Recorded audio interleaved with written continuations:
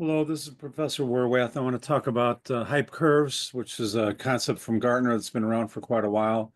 And I want to correlate it to how that might impact your career as an engineer or as an engineering manager in an ever-changing technological landscape. We've got new technologies occurring every day.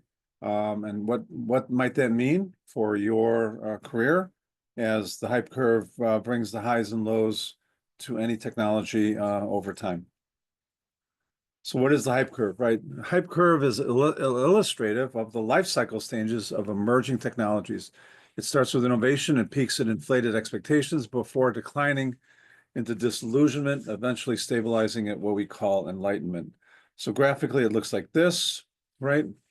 I will point out that the idea stage is often left to the entrepreneur or the company doing pure research, or even the university, right? But for any idea, no matter how well conceived it is, it eventually goes through a valley of death, and that valley of death often occurs because of a funding gap between research and development, between pure discovery and pure engineering. So that's the hardest cycle to fund. Getting through the valley of death is something very many entrepreneurs discuss at length in terms of what does it mean for them. The valley of death is a cash flow equals zero or negative scenario where you're bleeding cash and you have to have enough reserves to live through that cash bleed out. Even Tesla went through this very same thing at the early stage of production. As I recall, it was Elon Musk himself who had to personally put his own cash into the business to keep it from going belly up. And his story goes, even SpaceX was within a few days of going bankrupt. So every company, especially in the early stages, have this valley of death.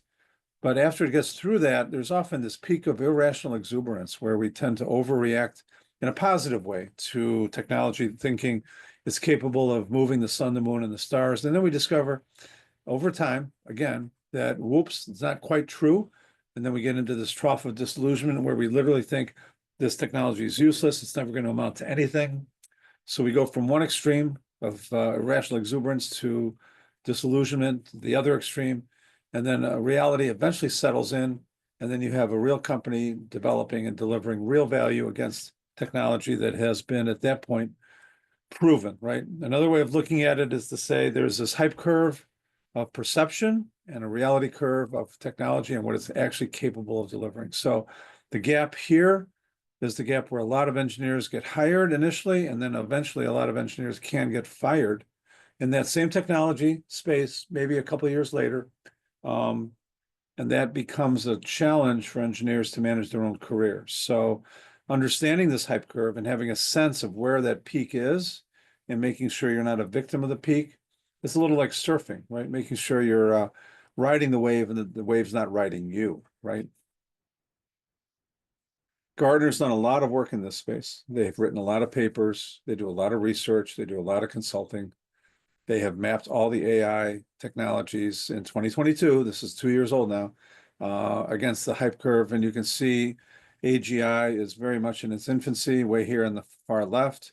Computer vision is on the far right in terms of technologies that have literally been around now, I think, in production use for more than 25 years.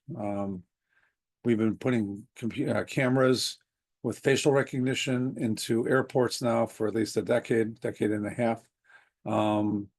So this is a very mature technology. This is a very infant technology. And in between, you see things like edge AI, knowledge graphs, digital ethics, synthetic data, smart robots, et cetera. So this is basically telling me, maybe it's telling you the same thing. We got a lot of technologies just on the precipice of falling into the trough of disillusionment here. So with all those happening at the same time, it's going to be a rough ride for many technology sector employees, especially those in and around AI. Impact on skills, right? So at the innovation peak, you need high skill demand. At disillusionment, you have a low skill demand. And at the enlightenment phase, which is the tail end, which is the steady state, by the way, that requires more of a moderate skill demand. So what does this mean for careers, right? Careers can shift dramatically due to hype curve stages. Engineers need to reskill or upskill to stay relevant, as demand for certain competencies can peak and then decline. Conversely, right, engineers often switch roles to navigate this, and they can specialize based on hype phases, but it's also best to know what hype phase you're in and try to get involved a little bit earlier instead of a little bit later, right? As new technologies rise, skills become crucial for job roles, leading to growth or stagnation. I do think there is a spot for, engineers in the steady state, right, in the enlightenment phase. But the growth of those jobs will not be quite as high as during the peak or right before the peak. Opportunities and challenges, right? High demand for cutting edge skills in emerging sectors, skill gaps, disparities in market needs and skill set availability, and career development dilemmas in terms of which job roles will become obsolete and require constant retraining. So this is where people's attention and where some of the opportunities lie in understanding the hype curve. Future outlook, right? Evolving technologies, emerging technologies will reshape the roles of engineers. Skills will require continual adaptation, continuous learning, embracing lifelong learning to keep up with industry transformations. And lastly, new fields in AI, IoT, and sustainability offer fresh career paths, influencing demand and skill development. This article came from Medium in April of 2024. So here they're trying to take the hype curve as I've just presented it to you, as has been developed for many, many years by Gartner, and take it to the next level. So what would be the next level? Let's combine the hype curve as I presented it to you with classic S-curves, right? An S-curve looks like this. This is an adoption curve. So any new technology follows this adoption curve over time. And you say, okay, what happens when you combine those two? You get into what they're now saying might very well be the Uber curve, right? The new hype curve, right? So how do you do this? I can see how this can be done on a portfolio level. At a portfolio level, you have products that are out of phase with each other, technologies that are out of phase with each other. So in aggregate, when one technology starts to fade, the next technology can step in and move you forward. Motorola benefited from this. In Motorola, we invented the paging business, the paging industry. We invented the cellular industry to a large extent. And one led to the other. In between, we had computing, industries that we were participating in, both at a semiconductor level and an assembled computer level. We had our own line of computers.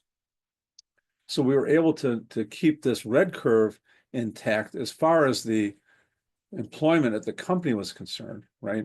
As opposed to having these peaks and troughs that any one individual technology would have led to. So I think the hype curve, this Uber curve, if you will, is something that you should strive to achieve as part of kind of a portfolio planning approach, so that any given company in aggregate, if they're big enough, like let's say Tesla right now, automobiles might be past their peak, at least electric vehicles might be. And energy is still in its early stages, so it's still growing by leaps and bounds. So in a sense, working for Tesla right now, if you have the skills to move from the automobile industry to the energy industry within the Tesla umbrella, you might have a nice prolonged career. And hopefully you're following more the Uber curve instead of the hype curve. So with that, I will stop there. Thank you.